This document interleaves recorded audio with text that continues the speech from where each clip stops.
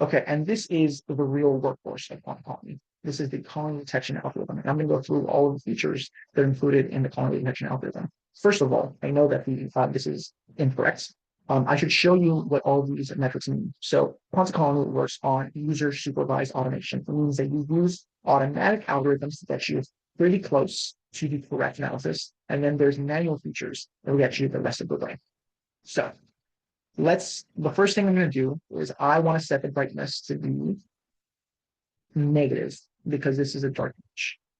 If I set that to be, that's already closer, right? So we're going to go in circles and we're going to continue to improve these different parameters until we get something quite close. And then we can get into the manual tuning. One of the other parameters I have is a circular versus irregular detection. These are different detection algorithms. I tend to use the irregular in general. I think that it does a better job, but both are useful for different use cases.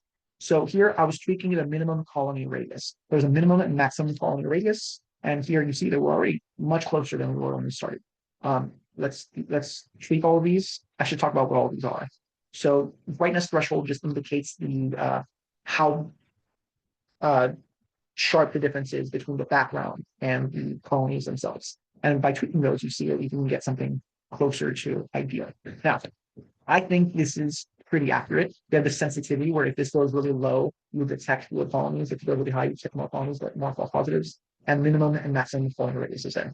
Okay. So I think that this is pretty close, but not ideal. So now that I've done that, I have this feature here. This allows me to choose which features I want to use. And let's talk about deleting individual colonies. Okay.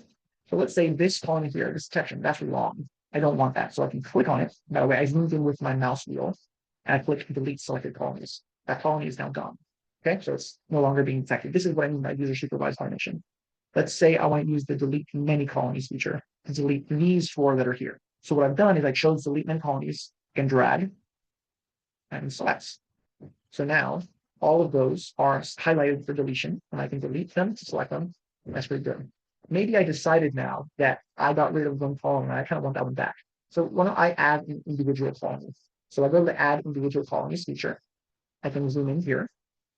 I can drag, highlight that. Now it's highlighted. And I can do this as many times as I want. Maybe these 2. Add another circle. That's good. And then add another circle. You get the idea. So I can just do this and then add those selected colonies.